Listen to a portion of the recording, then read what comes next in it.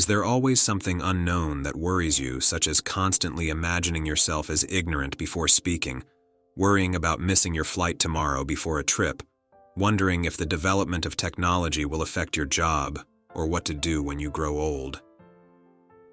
These anxieties about an uncertain future can trap you in a negative energy field, affecting your sleep, draining your energy.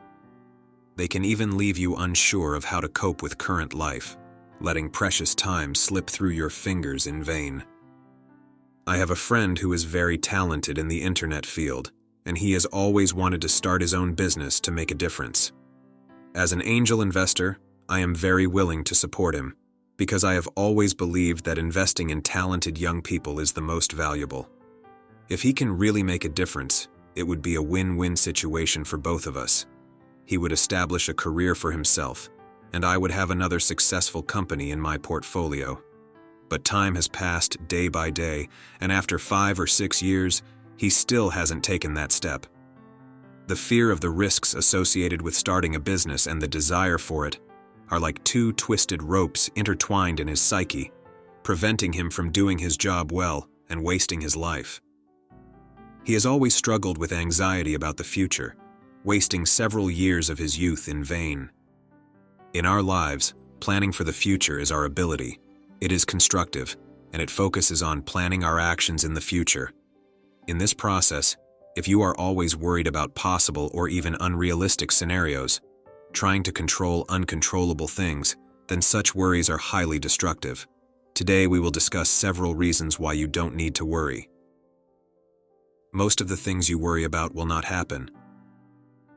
Milan Kundera said, "Apart from the physiological ones, all the pain you feel is brought by human concepts, not by real existence. We humans are limited by space and time, seeing the future as a blank canvas. This blank canvas makes it feel like anything could happen. However, our minds do not like uncertainty. This is why religions that provide answers about human fate are so comforting, because they replace the blank canvas with something more substantial. But even for a religious person, life can be extremely daunting, as they may know about the afterlife, whether they will be sent to heaven or hell, but what life on earth has prepared for them remains a mystery. Facing an uncertain future, our minds tend to create possible scenarios.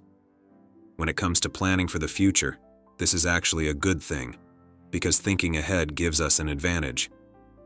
We calculate possibilities in advance, allowing us to take necessary measures based on speculation. For example, knowing that a financially difficult time is coming, we can prepare for it by reducing expenses and increasing savings. But when we are anxious, our minds create hundreds of possible forecasts, repeating them over and over again. And the forecasts of the anxious are more negative about the future. It's like feeling threatened in the safety of one's home, as if in a primeval forest full of wild beasts, overly alert and defensive, exaggerating the danger and insecurity of the environment. However, as Buddha said, everything is arranged. There is no such thing as chance. There is only one outcome to everything. The hundreds of predictions in your mind will not happen at all. You cannot control the future. Humans live on the axis of time, with our minds wandering between the past and the future.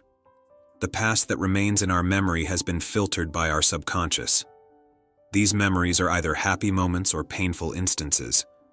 Painful experiences make us feel insecure about the future, worrying that worse things might happen. But we cannot control the future. When we try to control the future, our minds attempt to imagine the future as the present, and by calculating various possibilities, hope that the ultimate outcome falls within our expectations. However, there are too many external factors in life affecting the occurrence of events. We cannot control all factors, hence we cannot control the future. The only thing we can control is our actions at this very moment.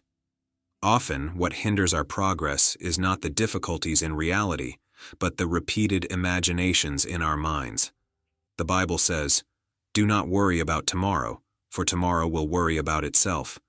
Being present, seizing the now, and taking each step in front of us well is the best reward and proof for the future. Cherishing the present is most important. Eckhart Tolle, in his book, The Power of Now, says, "Nothing can happen in the past. All things only happen in the present. Similarly, nothing will happen in the future. All things only happen in the present."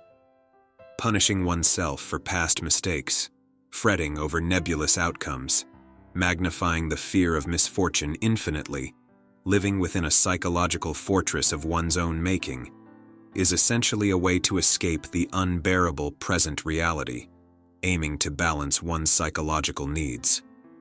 Only by returning to reality sooner, accepting the present, can one truly return to the authentic self.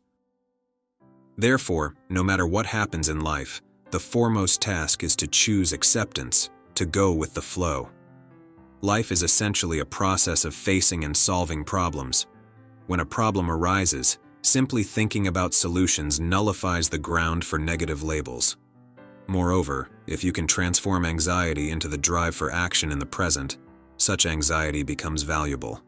It no longer drains your energy, but becomes a force that propels you to act, to improve your skills through learning. When you possess sufficient skills, you naturally gain confidence in yourself, feeling well prepared for the future. Cherishing the present, drawing from its power, your own power, is the true way to change yourself. Only when you truly return to yourself will your life be in its best state. If you love this video, please share, like, and comment. It would mean a lot to me. I appreciate your doing so. Wishing you a beautiful day.